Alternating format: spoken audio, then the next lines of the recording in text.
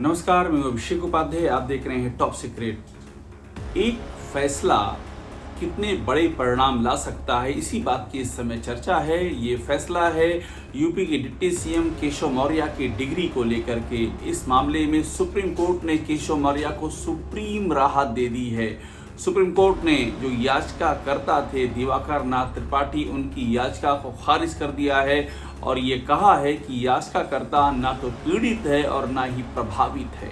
यही बात इलाहाबाद हाईकोर्ट ने भी कही थी। इलाहाबाद हाईकोर्ट के फैसले पर सुप्रीम कोर्ट ने मुहर लगा दी है। अब सवाल ये है कि कितना बड़ा असर होने जा रहा है इस एक फैसले का। और सवाल ये है कि क्या ये एक फैसला यूपी की पूरी राजनीति की शक्ल बदलने जा रहा है, क्योंकि इसी एक फैसले से यूपी के डिप्टी सीएम केशव मौर्य को लगातार घेरने की कोशिश की जाती रही। ये बात कही जाती रही कि ये मामला, डिग्री का मामला, इतना बड़ा मामला है कि केशव मौर्य का जो भविष्य है उसको ये सिमटा देगा, उसको ये छोटा कर देगा। केशव मौर्य किसी बड़े पद पर, एक ऐसे पद पर आसीन नहीं हो सकते हैं जिसमें एक बड़ी संवैधानिक शक्ति निहित हो। बहुत ही आसान भाषा में आपको कहें, अगर मैं ये बात आपको बताऊं तो ये बात कही जाती रही कि केशव मौर्य इन हालातों में सीएम कैसे बन सकते हैं जब ये डिग्री का मामला चल रहा है। और इलाहाबाद हाईकोर्ट ने जब राहत दी तब भी ये सवाल उठा कि अभी तो लंबी कानूनी प्रक्रिया बाकी है, अभी तो इस मामले में ये आवाज ऊपर तक जाएगी, ऊपरी अदालत, सर्वोच्च अदालत तक जाएगी। और ऐसे में जब ये मामला पेंडिंग है तो केशव मौर्य को कोई महत्वपूर्ण पद कैसे दिया जा सकता है, सर्वाधिक महत्वपूर्ण पद। लेकिन अब देखिए कितनी तेजी से समय का चक्र घूमता है। उधर फैसला आया इलाहाबाद हाईकोर्ट से जिसमें कि केशव मौर्य को बरी किया गया और कुछ ही समय के भीतर ये मामला पहुंच गया सुप्रीम कोर्ट में।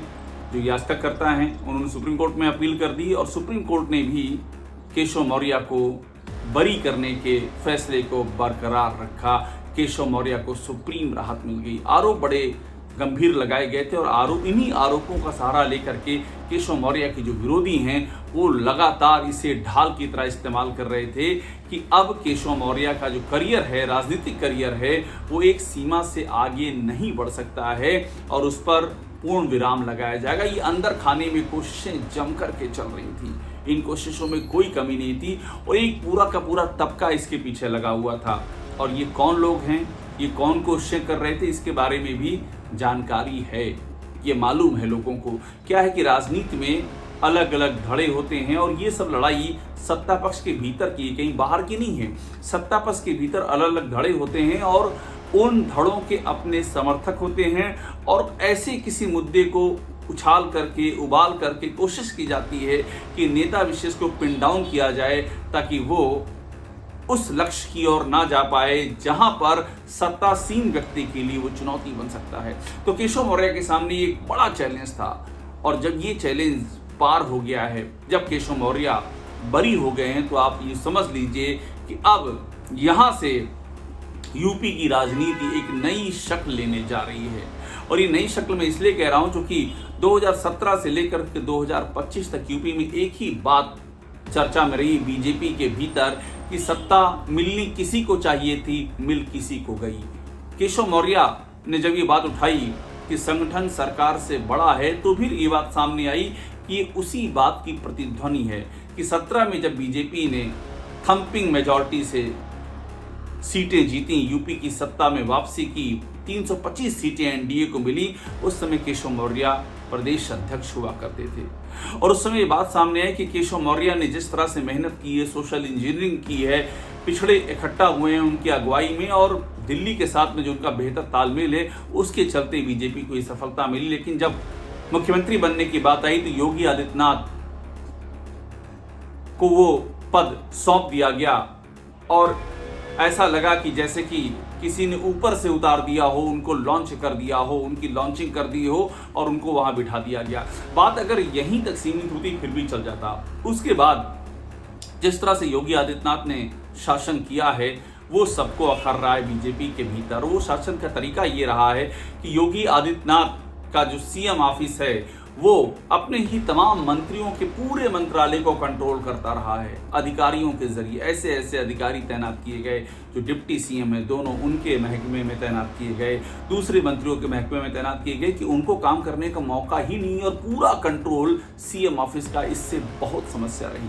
समस्या तब और बढ़ गई जब सीएम ऑफिस के इर्द गिर्द के योगी आदित्यनाथ के आसपास के एक के बाद दूसरे अधिकारी गंभीर भ्रष्टाचार के मामलों में लिप्त पाए गए, लेकिन उन पर कार्रवाई करने के बजाय योगी आदित्यनाथ की जो पूरी कमान है, वो जिसे कहते हैं शिकंजा कसना, वो उन्हीं मंत्रालयों में जारी रहा जहां पर ये तमाम नेता थे जिनसे कहीं ना कहीं योगी आदित्यनाथ की या तो सत्ता को चैलेंज था, और सत्ता को चैलेंज इसलिए था क्योंकि योगी आदित्यनाथ ने यूपी को जिताया नहीं था, बल्कि योगी आदित्यनाथ की अगुवाई में सीटें लगातार कम होती गई हैं। 17 में जो सीटें आई बीजेपी की, और उसके बाद जो 2022 में आई, वो सबको पता है। 325 से 255 पूरा एनडीए ये कैसे पहुंचा, इसकी कहानी भी सबको मालूम है। लोकसभा में जो सीटें कम हुई योगी के आने के बाद भी, वो सबको पता है। 14 से कम हो गई 19 में, 19 से बहुत कम हो गई 24 में। ये पूरी कहानी सबकी जानकारी में है। तो ऐसे में ये सवाल लगातार उठा कि ये जो यूपी की सत्ता है, ये किसके हक की है और किसको मिल गई है। और इस बीच में केशव मौर्य भी लगातार एक बयान देते रहे कि हम 27 में 17 वाली जीत हासिल करेंगे। उन्होंने हमेशा 17 वाली जीत कहा है, कभी 22 वाली जीत नहीं कहा है, किसी और जीत का जिक्र नहीं किया। और 17 की जीत वही है जब कमान केशव मौर्य के हाथ में थी। और जो बार बार कहते हैं कि 27 में 17 वाली जीत हासिल करेंगे, तो बात फिर वही सामने आती है, क्या यही कमान फिर से केशव मौर्य के हाथ में आने जा रही है। अभी बीच में खबरें उड़ी थी केशव मौर्य को प्रदेश अध्यक्ष बना दिया जाएगा। हालांकि बाद में अंदर खानी खबर ये सामने आई कि ये खबरें विपक्षी खेमे की ओर छुड़वाई गई थी। सत्ता में जो केशव का विपक्षी खेमा है, उसकी वजह यह है कि विपक्षी खेमा ये चाहता है कि केशव मौर्य प्रदेश अध्यक्ष हो जाएं, केशव मौर्य राष्ट्रीय महासचिव हो जाएं, कुछ और हो जाए, लेकिन वो सीएम ना होने पाए। ये जो अंदर की लड़ाई की मैं आपको बात बता रहा हूं, जो सत्ता यूपी में जंग की चल रही है, अंदर खाने में चल रही है, तो वहां पर खबरें प्लांट की जाती हैं। सूचना विभाग पर तो ये आरोप लगे कि योगी आदित्यनाथ की जो सत्ता के भीतर जो उनके प्रतिद्वंदी हैं, उनका ये कैरेक्टर एसेसिनेशन कराता है। इसके बहुत नेता शिकार हुए हैं। अब बातें छन छन के सामने आ रही हैं। कैबिनेट मंत्री आशीष पटेल ने तो ये पुलिंदा खोल के रख दिया, लेकिन बाकी लोग भी इस पर अपनी मोहर लगाते रहे हैं। तो ऐसे में केशव मौर्य एक चैलेंजर की तरह सदैव सामने रहे हैं। और जब योगी आदित्यनाथ का शासनकाल भारी असंतोष से घिरा हुआ है, भ्रष्टाचार के संगीन आरोप हैं, पूरा प्रदेश ऐसा लग रहा है जैसे जाति उन्माद की ज्वालामुखी पर बैठा हुआ, ये ज्वालामुखी कभी भी फट सकता है। और बीजेपी की 2027 में हालत बहुत ही ज्यादा खराब मानी जा रही है। ऐसा माना जा 2027 के लिए बीजेपी की पूरी जमीन ही खिसक गई है, सोशल इंजीनियरिंग का समीकरण ही बिखर गया है। ऐसे में इस फैसले का सामने आना, जिसमें कि केशव मौर्य बेदाग बरी हो जाते हैं, सुप्रीम राहत मिलती है, इसका सीधा सा संकेत ये है कि राजनीति में, यूपी की राजनीति में अगर जल्दी ही किसी बड़े बदलाव की संभावना फलीभूत होती हुई दिखाई दे, तो इसमें हैरान नहीं होना चाहिए। 1 डिग्री के फैसले ने यूपी में बहुत कुछ बदल करके रख दिया है, पूरी जमीन बदल दी है। और जब जमीन बदलती है तो फिर सत्ता का आसमान भी बदल जाता है। टॉप सीकर को देखते रहिए, लाइक कीजिए, इसे सब्सक्राइब जरूर कर लीजिएगा।